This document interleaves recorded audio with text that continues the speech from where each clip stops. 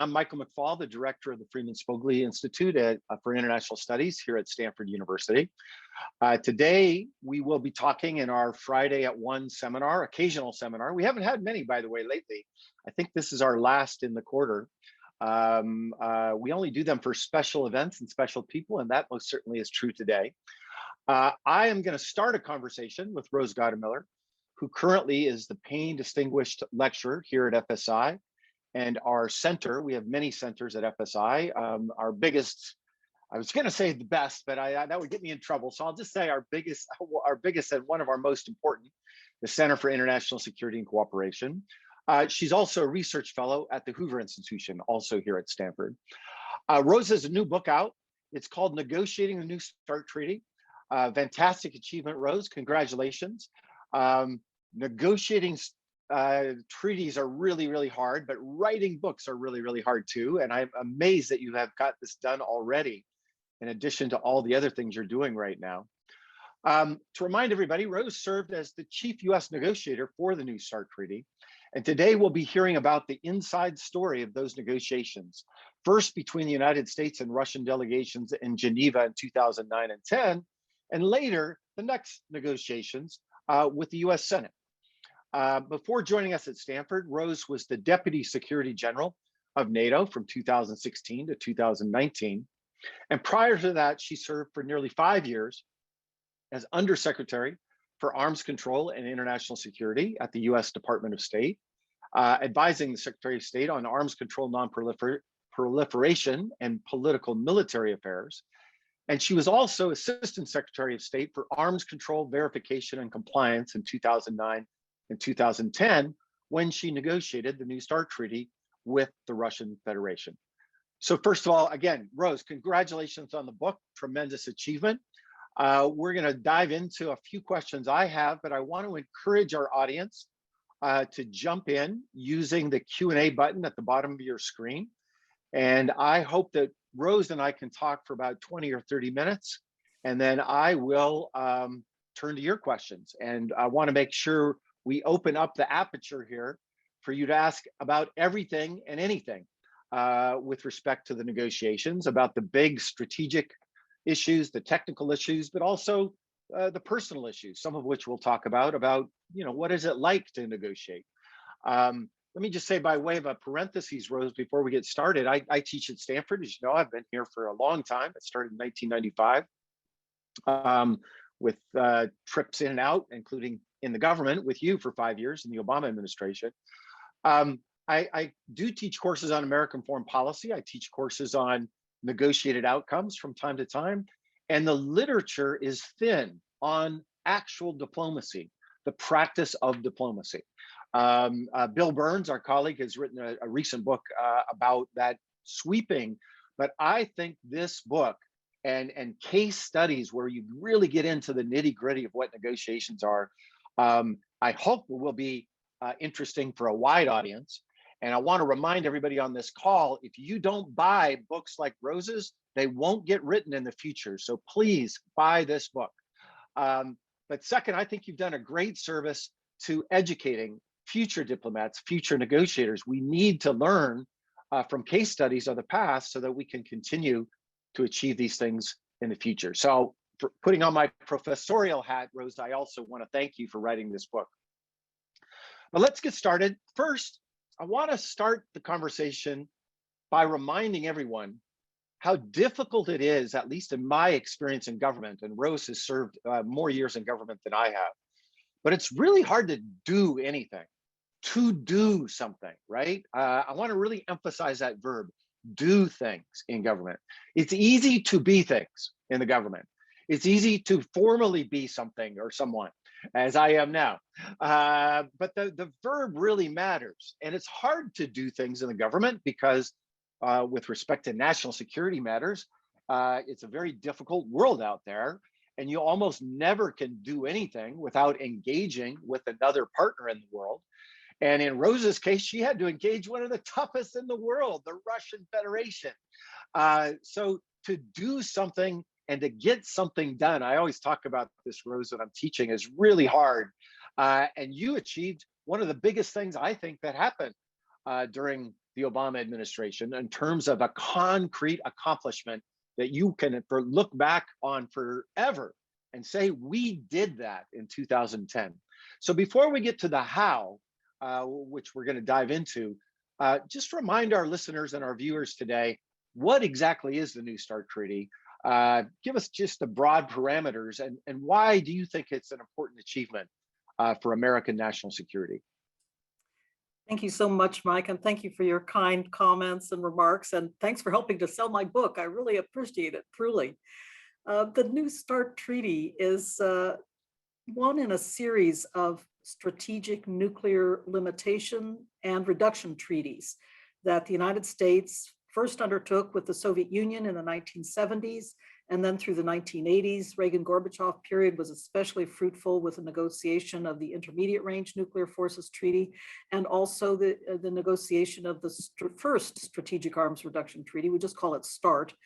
And that treaty was going out of force in December of 2009. So President Obama, very early on, in fact, President Bush before him, had been resolved to replace the START treaty with a follow-on treaty. The Bush proposal was very different from, in the end of the day, from the one that the Obama administration put forward. But both presidents had in mind that we needed to have continued controls on strategic nuclear weapons with the Russians, because first of all, it's in our national security interest to keep those weapons limited and not allow the Russians to build more and more missiles and put more and more nuclear warheads on top of them. So it's basic to our national security. And I think that is at the core of the most important thing, that it is possible now, we know, through diplomacy, to keep this horrible weapon of mass destruction, the nuclear weapon, under control. And so that is why President Obama was so resolved to move forward and pick up the baton from President Bush and carry this forward.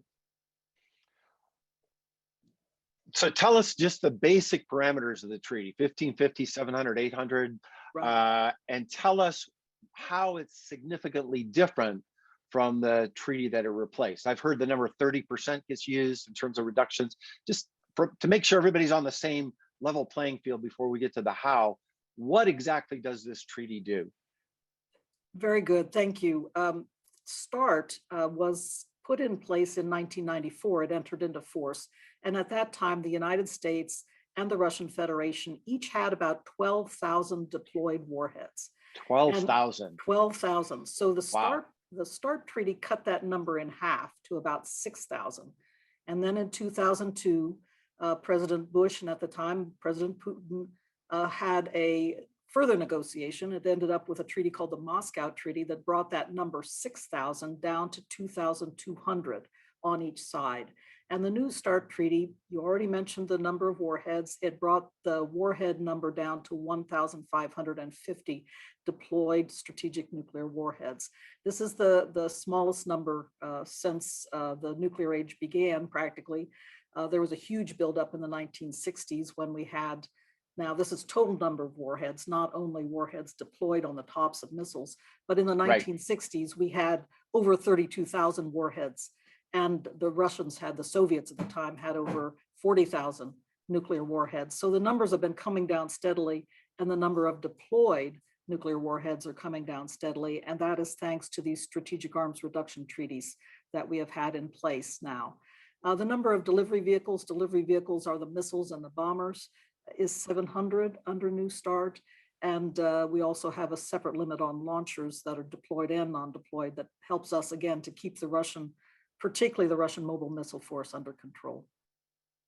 And what is the reduction between the old START treaty and the New START treaty, depending on how you count? But how many weapons were removed as a result of the New START treaty?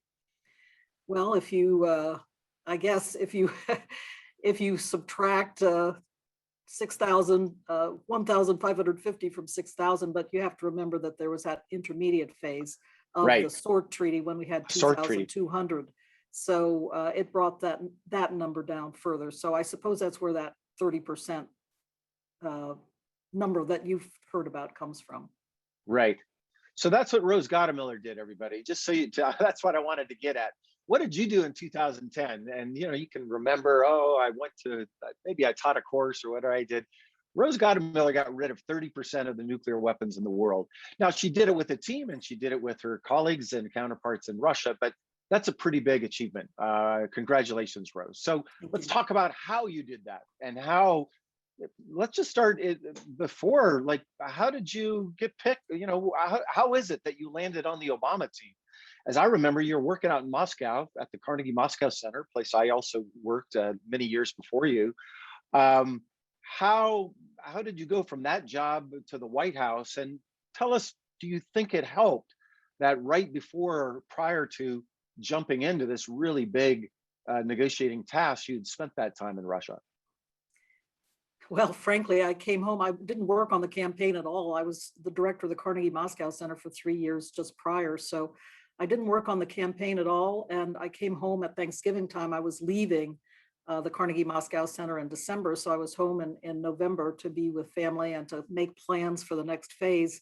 And frankly, I just put my name into the team that was putting together then the administration. And I remember running into Kurt Campbell on the street. He probably doesn't remember this, but I chatted him up and he said, "Oh, so you'd like to join us, eh?"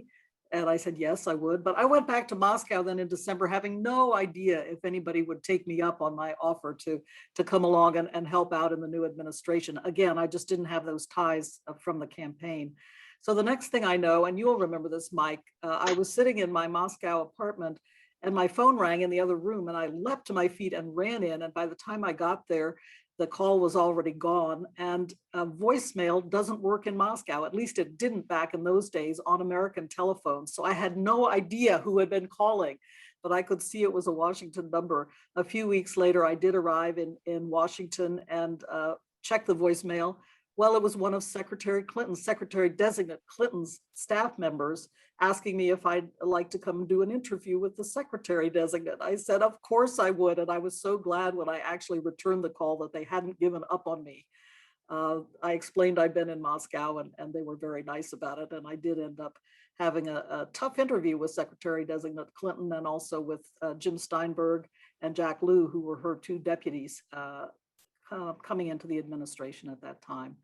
So that is how it got started. It was a very interesting period because for me, I was shifting from being in Moscow, speaking Russian every day, directing the Carnegie Moscow Center, managing a team of people, but being on the outside of government, being a non-governmental expert, Right.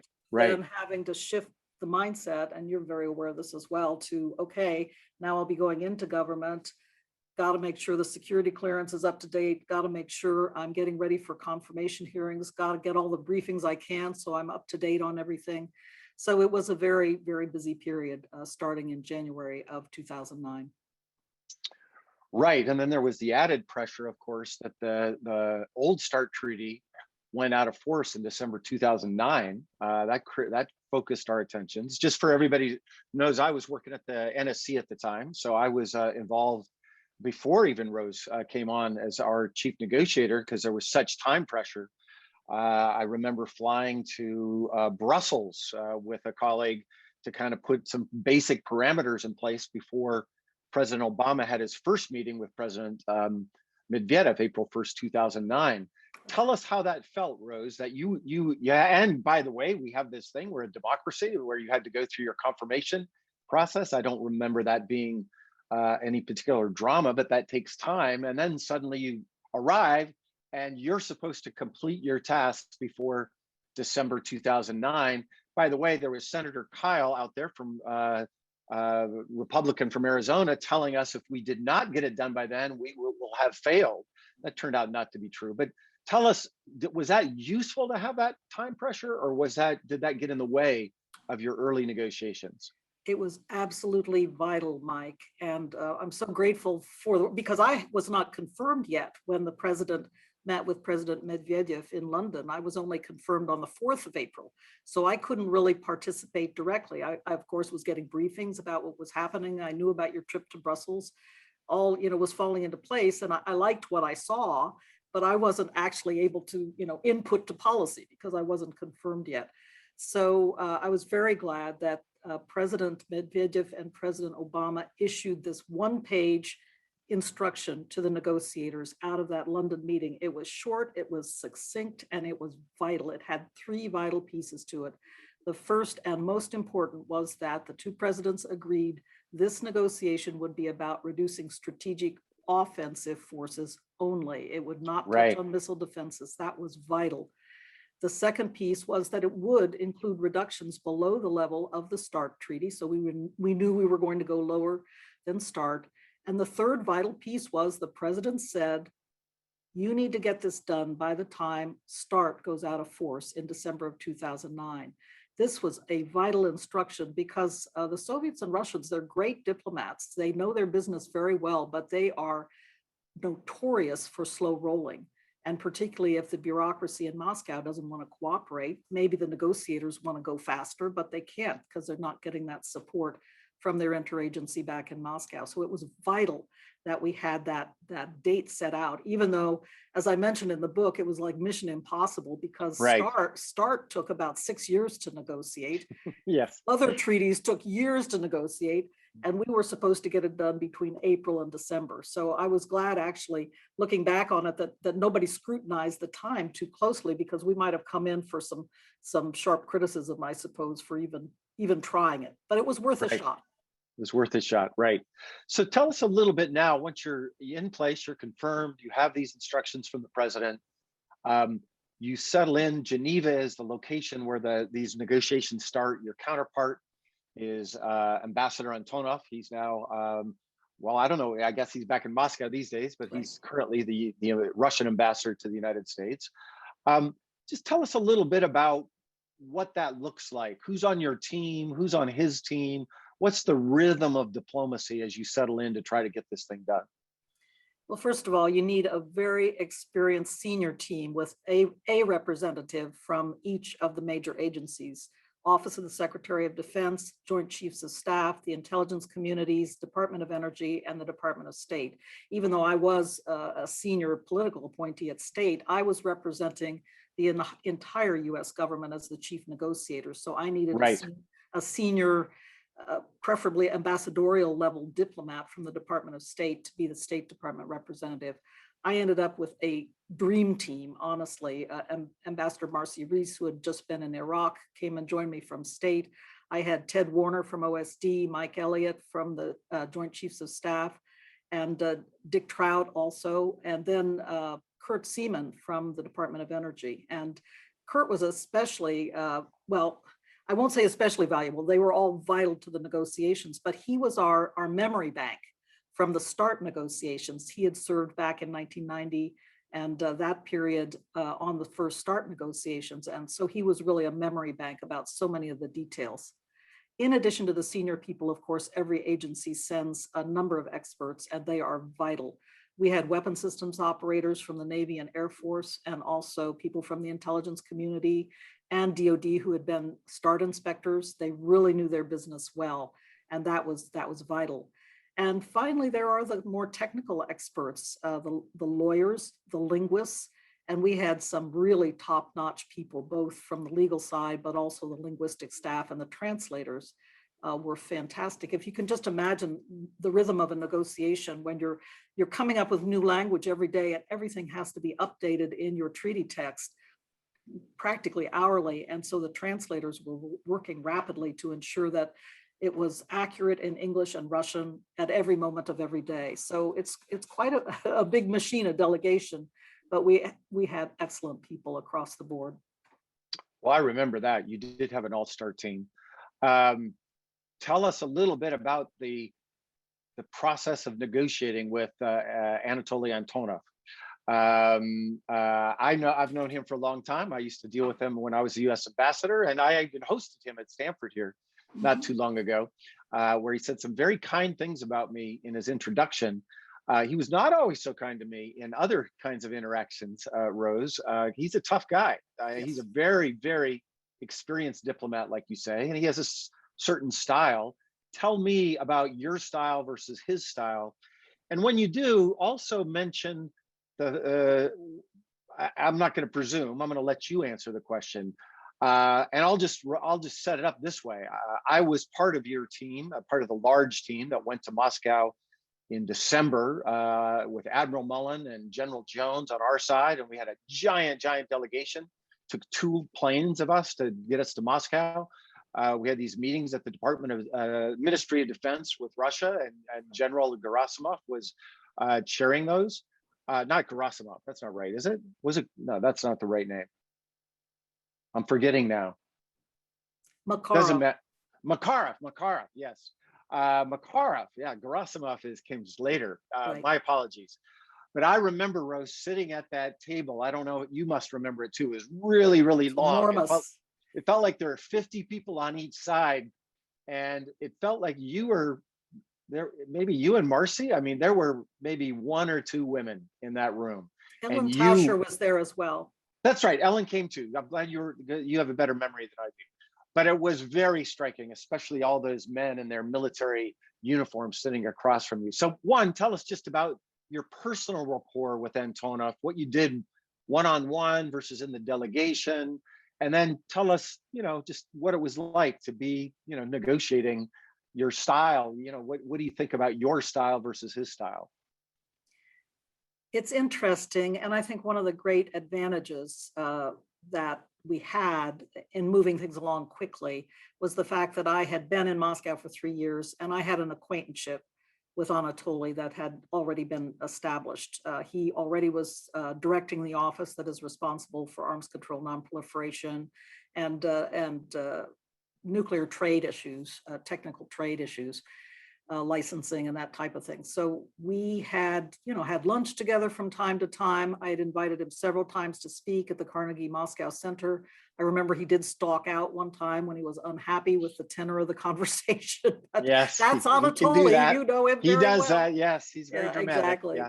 Exactly. So I felt like we had already established an acquaintanceship, and we knew how to talk to each other. So I think that was to our advantage, because when any negotiation starts, there's a kind of kabuki dance that goes on for a while, not only between the chief negotiators, but between the various heads of the working groups and so forth, as they establish their rhythm of negotiation and get to know each other well enough to really know the style of the other side. And there can be games that go on during that period to try to knock the other one off balance. We played some games to try to knock each other off balance.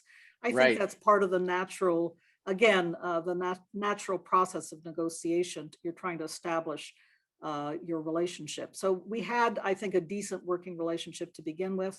And then we got into a rough patch because of some, media out of Moscow saying that, I was a girl, but yet I was a tougher negotiator than he. And of course, he didn't like that. Russians tend to be misogynistic, so he didn't like that. And we got into a rough patch with some games playing going on both sides. But we worked our way through it. And in the end of the day, I think we got into a solid rhythm of negotiating. We started out in plenary sessions, of course, but you don't make progress in plenaries. They're just too huge. That's where you exchange your official positions, you exchange your talking points. But when you need to get down to talking turkey, okay, how are we going to make this work? What's the solution here? Then you have to do it in a smaller setting. That's why we broke into working groups with technical teams focused on verification or notifications or telemetry, one of your favorite topics. Yes. And then Anatoly and I started getting together for what we called heads of delegation meetings, HODS meetings. And I always took a bilingual note taker along, and he always had a bilingual note taker, and we could really work fast because we were working together in Russian and in English. And if I forgot a word in Russian, I'd just say it in English. Both of us have enough of the other's language that we could talk this kind of mix, and it really worked out well. I think I really give him a lot of credit. He had, toward the end game, when we were solving a lot of the end game rough issues, I'd come to him with something and he'd say, spravimся, we'll fix it. And I took that as kind of our slogan for the end game of the negotiations. Spravimся, we'll fix it. We, the heads of delegation, will fix it somehow. Sometimes by going back to Washington, sometimes by working it further in the delegation, we managed to figure it out. Right. Interesting. How important do you think it was that you spoke Russian? Oh, I think it was really important. But I don't think every head of delegation needs to speak Russian by any means, or Chinese if you're talking to the Chinese, or Arabic. Right.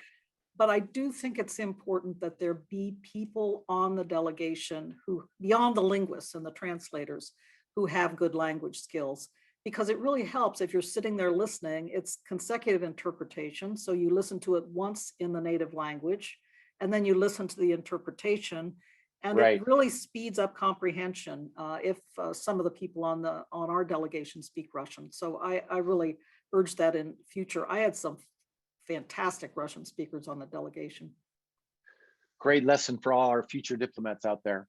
And most certainly, I used to speak Russian. I occasionally get the chance to these days, but being able to hear it twice, like you said, when I was doing meetings with Obama, was always a great advantage. Yeah, you as the note taker for the phone calls and things like that. Yeah, I absolutely Right. agree with you. I had that experience with President Clinton, and yeah, you're absolutely right. It helps.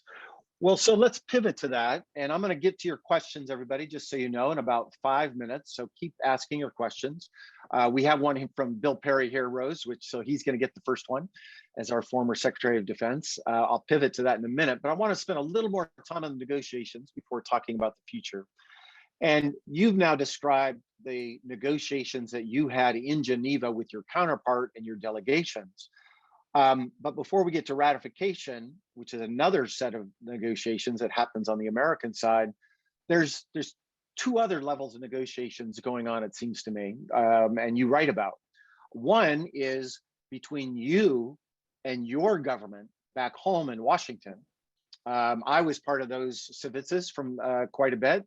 Civics is video conference meetings that we would have with your delegation. And we in Washington also had represented in the room the State Department, the Department of Defense, Intelligence.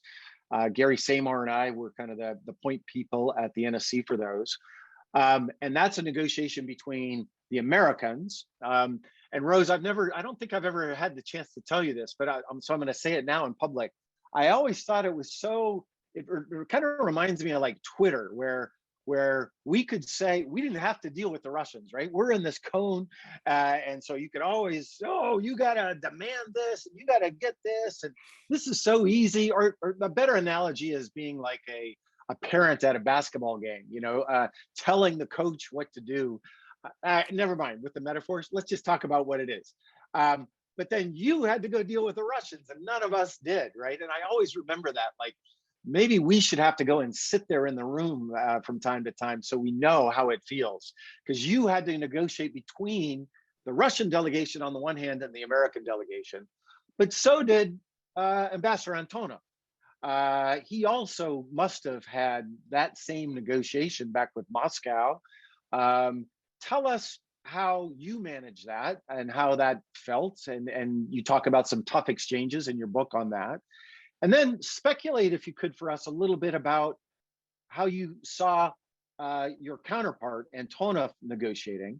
And then the last part of the question is the second part, but other people got involved from time to time in the negotiations. And you talk about Obama first and foremost. So talk about how that played a role in the rhythm of the negotiations as well. So I'm sorry to go on so long, but we're talking about two sets of negotiations, right? Between delegations, between governments, and then other people that join the negotiation. And Rose at time was at those meetings. I remember in Copenhagen, I think, when you flew in and we flew in, Medvedev and Obama were negotiating. What's the interplay between those complex set of negotiations altogether?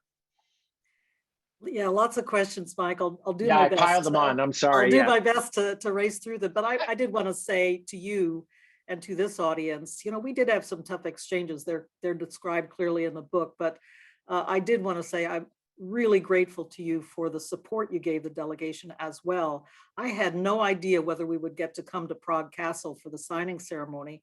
And I called you up and I said, well, what do you think? And you said, let me handle it. And before I knew it, we had an invitation to come. That not the whole delegation, but the senior team got to go to Prague Castle. And I'm so grateful to you for this intervention to this day, because it meant a lot to us, and it meant a lot to the delegation back in Geneva too, that we were represented there. So thank you, despite our tough exchanges. Thank you.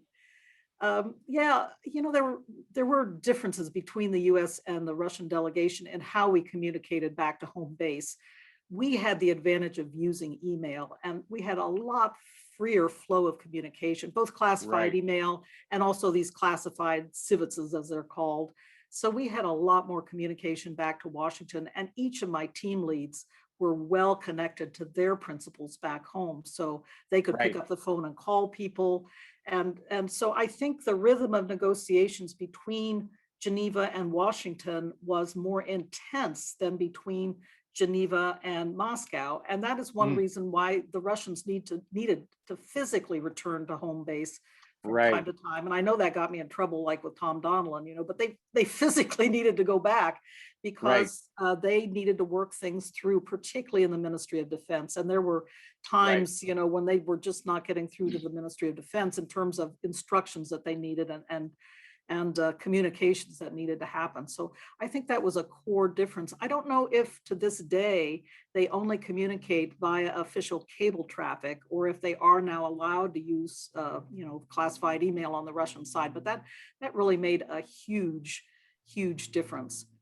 It is tough to sometimes communicate back to Washington. I wasn't so great at it myself. I remember President Obama himself got furious at me one time because he thought I was freelancing with some ideas. But I think, when I look back on it, I should have had some better methods of getting to people when I needed to, and trying to get the right heads up to the various principals back in Washington. So but I do think there's a natural tension there, and you see it in Yes. every single negotiation if you go back in time. And it often ends up that Washington wants to make the final deal itself. I remember in the START negotiations back in the 1990s, there was a so-called high-level ungroup that descended at the last minute, both from Washington and Moscow, on the negotiations. And they kind of got the treaty across the finish line. And something of the same happened in New START with Ellen Tauscher, accompanied by Jim Timby, who's one of our most experienced, I would say, hands at the arms control and nonproliferation game. And he always worked for the Undersecretary for Arms Control and International Security at that time, Ellen Tauscher. So they really did a lot to get the treaty across the finish line in March of 2010.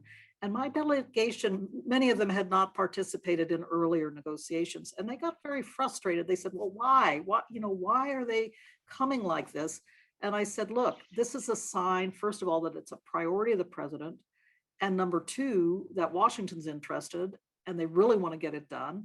And it's okay if they come out and make the final compromises and get the treaty finished. It's okay. This is history.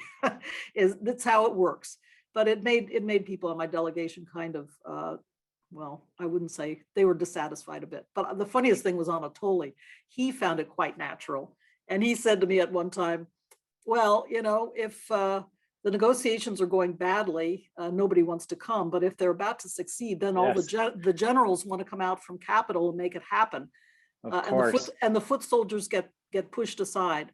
If the negotiations fail, then the foot soldiers get shot, he would say. So that was his Right. form of humor. But in his case, he had to deal with stresses and strains between President Medvedev and the then Prime Minister, Vladimir Putin. And I do think Exactly. this is one occasion, interestingly, where Medvedev stood up to Putin, insisting that the treaty negotiations go forward. In his case, he also had to make sure that he was, adequately tied into the Ministry of Defense. I do think he's very smart and he's a very good diplomat. I do think that he gained the trust of his Ministry of Defense counterparts, which perhaps he did not have right at the outset. But once things really got going, he was really, I think, effective at working the Russian interagency. At least that's my observation. Great point. Yeah, that was my sense too. And you had one other person back in Washington that really cared about this treaty and thought he knew a lot about it and enjoyed engaging in it. And that was the president of the United States. And to your point about Medvedev, there were moments that you talk about in your book, and is part of it, where you had to go to Medvedev, right? Because you had to have him push things forward in a way that the rest of the government wouldn't do. And Obama always like to lean into that. And Rose has mentioned the signing ceremony at the Prague Castle. I would just note that everybody wanted to go on that trip, Rose, at the White House. Everybody wants to be part of victory and celebrate. I do remember that very vividly. We could talk all day ourselves. I'm feeling bad that I'm not getting to questions. So I'm going to ask just two more questions. One quickly about the last negotiation, which is with the US Senate. Democrats usually don't do well with ratification of treaties. What was the key to success there? I think two things. You mentioned President Obama's leadership, and I do want to underscore that that was also a reason why the negotiations with the Russians went so quickly, is because the president from the outset, and Medvedev as well, made this negotiation a priority. And when it's set as a priority like that, the whole government responds.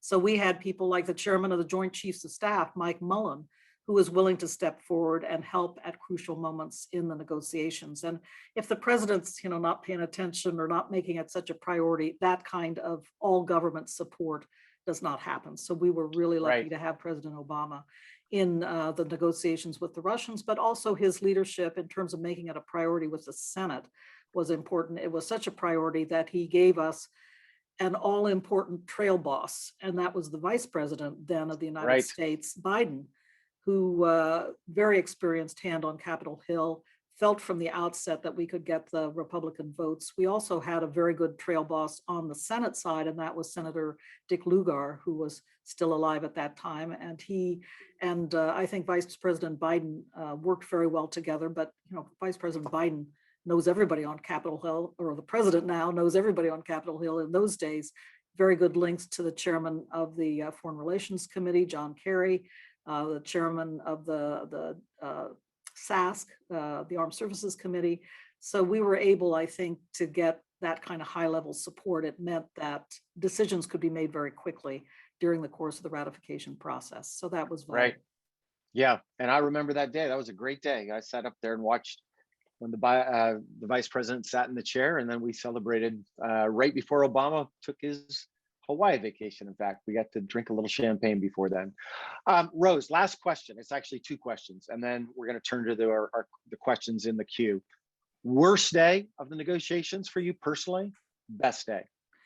Which negotiations, with the Senate or with the Russians? Whatever you want, from the start to the finish.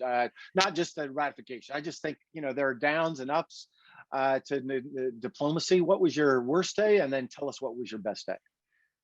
Well, I think the worst day was the day where the Russians took all of those compromises off the table that we thought we had reached in November. And they just pulled them off the table again. I think that's the first time, I recount in the book, I think that's the first time that Prime Minister Putin showed much interest in the negotiations, to be honest. That was a very tough day. The other tough day was also related to Putin, and that was when I was home for the holidays and to do some additional work in preparation for our January restart of the talks. And that was when he went out to the Far East and made a speech basically trashing the negotiations and the idea of the treaty. And I thought, this is the end. And I really was convinced that I'd wake up the next morning and find out, plastered all over the Russian media, and they'd be pulling the plug on the negotiations. But it turns out somebody intervened to turn off reporting on that Putin speech. And the only thing I can conclude is that somebody must have been President Medvedev. And the next morning I woke up and there was nothing in the Russian press. In fact, the Far Eastern reporting had been taken down off the TASS Interfax website. And we were able then to proceed, with preparations for a crucial visit of Admiral Mullen, the chairman of the Joint Chiefs of Staff, to Moscow. You already mentioned it in January, later in January. So yeah, I think those are the two worst days of the negotiation. Best days of the negotiation per se, really for me, it was my birthday in 2010. It was the day we handed over kind of the final paper. Ellen was on there. Your birthday? On my birthday. Oh my gosh. And, what it a just, moment. I was just so happy. It was a personal day as well. And I remember that night, Ellen and Jim Timby and I sat in my apartment out on the balcony and drank champagne and just had a little quiet celebration. And I think that was the happiest day for me. That's a great story. Thanks for sharing. All right, I'm going to go to your questions. We're going to do a lightning round because we have lots of good questions here. I apologize we went on so long, but I'm very interested in this story personally. So that's why we did. Bill Perry asked Rose, is it likely that the Biden administration will try to negotiate a follow-on to New START? I believe so, yes, Secretary Perry, because President Biden has said so. Started at the time, of course, of the campaign that he had an intention to proceed to seek a follow-on treaty to New START. But since that time, both in the effort to quickly extend the New START treaty for a full 5 years, which was one of the first, might have been the first foreign policy act of the new administration, and since in his recent phone call with President Putin, when both presidents spoke of the need to move on to negotiate a follow-on to New START and also to engage in new strategic stability talks. So as I understand it, that is the intention of the president. Great. I hope, most certainly hope so. It's these days we need to have strategic stability talks, and we don't have many other things going on in U.S.-Russia relations. This is one where we should talk about it. And I did see what Lavrov said after his meeting with Secretary Blinken. He sounded optimistic about that. All right, Tom Finger, our colleague, asks, please comment on the role of the intelligence community in helping to ensure that agreements could be verified and clarifying what parameters were most important to verify. That's a very good question, Tom, because people sometimes confuse a verification process for a treaty with intelligence collection, and they are two very different things. You are monitoring to verify that the counterpart is fulfilling his obligations under the treaty. You're not throwing out all effort to gather intelligence, and that's the subtle difference, and people sometimes don't catch that. So you put in place very specific obligations, well-defined. Definitions are very important in a treaty, and the way the treaty is crafted so that the obligations are clear to both sides. You put the obligations in place, and then you develop the verification regime to actually monitor compliance with those obligations. So the intelligence community, of course, is all important in that because they provide the vital advice about what we know in the grand sense, in the large sense, and then that helps to actually steer what is needed to verify the obligations of the treaty, what particular inspections are needed, how they should be developed, et cetera, et cetera. Equally important to this process, however, are the weapon system operators, because they need to be able to continue their ops tempo, their operational tempo. And when these inspections happen, for example, at an Air Force or a Navy base, it shuts the base down for a number of days because they have to prepare the base, they have to shroud things they don't want the Russians looking at. Again, they don't want the Russians doing intelligence collection either. So they shroud, they make certain that the Russians can only see the inspectable items. And then afterwards, after the inspection is over, there has to be a hot wash-up period. And so weapon systems operators also have their say to say, look, let's see what we can do to make these inspections as efficient and as effective as possible so that they can be conducted in a timely way. Great answer. Rose, our next question is from Scott Sagan from CSAC and FSI. And he asks, can you describe President Obama's level of personal knowledge and interest in the details of the treaty negotiations? My sense is that he was more knowledgeable about nuclear weapons than any recent president. Is that right? Well, actually, Mike, you could probably answer this question more than I can because you were in the room with the president in the Oval Office day in, day out, talking about the treaty, I'm sure, along with many other topics during that period in the US-Russian relationship. But I will say, Scott, that the president became very engaged in technical aspects of the treaty, and particularly in the pursuit of some telemetry measures in the treaty.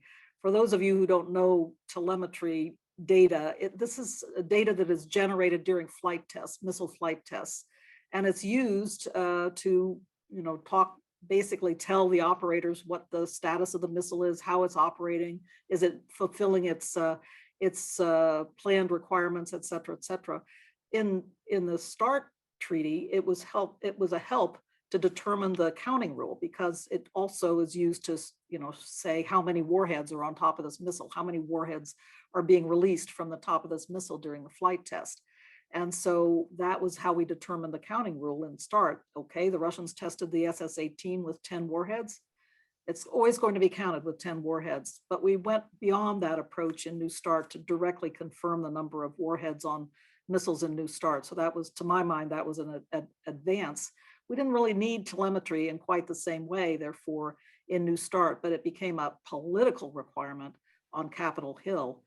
And so President Obama really did a lot to convince first President Medvedev, and then thanks to him being convinced, the rest of the Russian government, that they would put something on telemetry into the treaty. There are some telemetry confidence building measures in the treaty. But I remember you saying, Mike, that the president even got to the point of joking with Medvedev about telemetry because it was such an arcane topic, and the two presidents were very bathed in it. Yeah, I mean, just to echo, Rose, you're absolutely right. Scott, I was, because I was working at the White House during these negotiations, I was on every phone call and in the meetings with Obama. And by the way, we used to travel around the world. From 2009, 2010, I went all over the place. I went to all kinds of crazy places because the president was there for some multilateral meeting. And then on the sidelines, there would be a meeting with Medvedev, and it was almost all about START during that period. So, and I'd say two things. One, he wrote his honors thesis about nuclear weapons as a kid at Columbia, so he had a deep, long interest in this set of issues. He always wanted to go farther than we could. I would say that. He always, why we can blow up the world with 1,000? Why can't we get to 1,000? I remember him joking from time to time. And he took, he understood, I think he figured out the dynamics, Rose, that you and your delegation and Antonov could get to certain places, and then it just had to be, it had to be upgraded for higher decision. And in their system, as you've already hinted at a few times, there was the Ministry of Defense and there was this prime minister who was not as enthusiastic. And so and Lavrov, by the way, was also not much of a help, I would say. That channel didn't work very often. So you had to escalate to the very top to get through on those very top things. And at first, Obama, thought, well, why are my staff doing this? Why am I talking about telemetry? And then he realized that was the only way it was going to work, and he got quite into the details. And it was fun to watch him do that. The last conversation, by the way, the difference between 1550 and 1500, I remember very vividly. He's like, "Come on, man, what's the difference? 50 weapons, what's the difference?" And Medvedev did not have the discretion to go to 1500 instead of 1550. Some other great questions here. We have just a few minutes left. This one's quite curious to me. Paul Davis asks, what is an example of where the Russians truly believe something that the US delegation could not imagine that they believed? Well, in a way, that's an easy one because this is a long-standing, I would say, fight between the US and the Russian Federation, and it's over missile defense. Yeah. And honestly, I to this day do not really understand it because I happened to be in Moscow the day that the Bush administration notified its withdrawal from the ABM treaty, and I was meeting with Marshal Sergeyev in the Kremlin that day, just by chance, by utter chance. And he responded very coolly, and the initial response of the Russian government to the withdrawal notification was a pretty cool response. But over the years, as those of us working in the Russia field realize, the issue's gotten increasingly strident with a lot of criticism of the withdrawal by the United States from the ABM treaty. And I hear it every day now when I'm in second track discussions that criticism comes up. Why did you withdraw from the ABM treaty? And it led to this anxiety that somehow the US would suddenly build up our limited national missile defenses and be capable, therefore, of undermining the Russian strategic offensive deterrent. It's very arcane, but it has to do with first strike stability and the fact that we have this kind of approximate parity between the two sides with our nuclear forces on very high alert, and the notion that you could, perhaps blunt a Russian attempt to respond to a first strike from the United States by using very capable missile defense systems. That's called undermining the strategic offensive deterrent of the other side. It's all very arcane. It's in people's heads, but nevertheless, that's the theory. And we heard it again and again and again and again at the New START negotiating table. That's why it was so vital that we had those instructions from London, April 2009, that this negotiation would be about reducing strategic offensive forces. And missile defense was to be handled in a completely different channel, in fact, with Ellen Tauscher than the undersecretary leading those talks. And so I was able to say again and again, forget about it. But that didn't stop the Russians from bringing it up again and again and again. Right. Well, there are a couple of questions in the Q&A here, Rose, about the future of New START negotiations and how it relates to missile defense, because obviously missile defense systems the technology continues to develop and deployment. How do you think that'll be handled in the future? Will it be possible to have another negotiation that leaves missile defense out, or is that no longer possible anymore, given your assessment of the Russian view on this, the relationship between offense and defense? Right. Well, again, I'm not in the official exchanges nowadays. What I hear in the second track is that essentially they want to see, again, acknowledgement of the relationship, the interrelationship between strategic offensive and defensive forces, which is something that we gave them in New START, just that statement of fact. Everybody acknowledges there is a relationship there, but we carefully inserted it in the preamble. The preamble is not legally binding language. It does not in any way hint at obligations. It just stated that fact. So what I'm hearing from the Russians is that they want that fact stated again, so it's clear, but I do not hear them insisting that the next treaty will have to have limits in it. Now we'll see what happens. We'll see what happens once they begin to start talking officially, but I think it really helped that Putin has come out publicly now and said that the new capabilities they have in their modernized nuclear arsenal, again, with some of these exotic new kinds of weapons and that type of thing, have made them feel self-confident about their strategic offensive deterrent, and that they are not concerned about missile defense in the same way that they had been. Right. So I got two more questions, Rose. I'm bundling some questions here. We're going to talk about well, let's first talk, let me change the order here. France Cordova asks, thanks for joining us, by the way. What can you tell us about similar treaties under negotiation with other countries, their challenges and their prospects for success? And in particular, I've heard you talk about this before, will the next round of negotiations on these kinds of weapons have to include the Chinese or not? What's your view on that?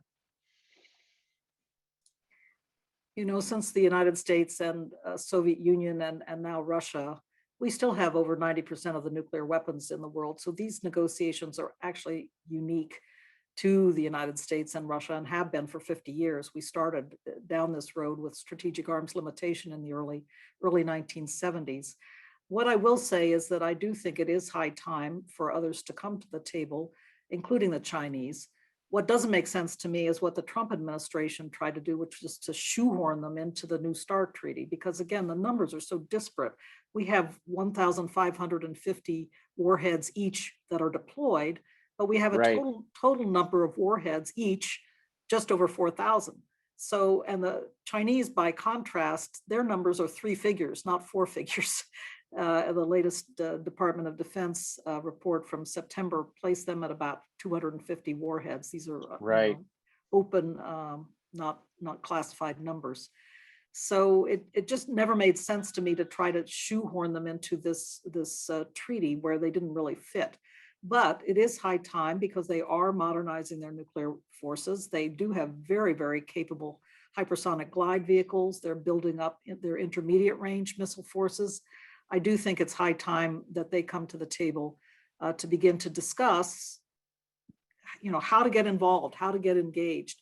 They have been doing some of this in the so-called P5 process, with the UK and France also involved. but I certainly hope that we can have some bilateral discussions with the Chinese.